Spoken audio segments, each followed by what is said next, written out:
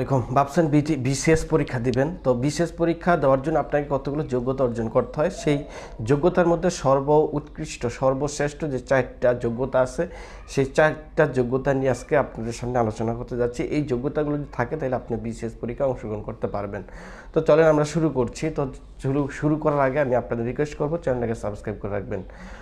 চলেন এখন প্রথমে আসে, দেখেন 4টের মধ্যে প্রথমে আছে আপনার শারীরিক যোগ্যতা, তারপরে যদি বলি আপনার বয়স সীমা, তারপরে যদি বলি আপনার শিক্ষাগত যোগ্যতা, তারপরে যদি বলি বাংলাদেশের স্থায়িত্ব নাগরিকত্ব আপনার অর্জন করতে হবে বা থাকতে হবে।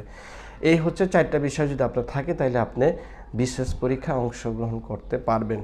প্রথমে আসেন, ধরেন শিক্ষাগত যোগ্যতা। এটা খুব গুরুত্বপূর্ণ একটা পয়েন্ট, যেটা হচ্ছে আপনি যদি স্নাতক পাস থাকেন অথবা 4 বছর মেয়াদি আপনি অনার্স পাস করে থাকেন, সেক্ষেত্রে আপনি বিসিএস পরীক্ষার জন্য আবেদন করতে পারবেন।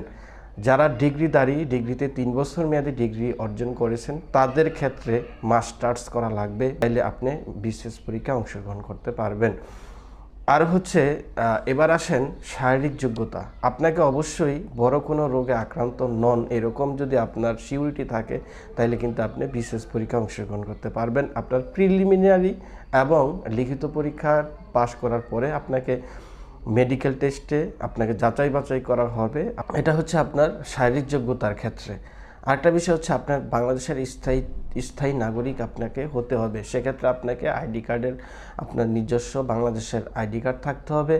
আরেকটা বিষয় হচ্ছে আপনার বয়সসীমা 32 বছর। এখন সরকার 32 বছর করে দিয়েছে।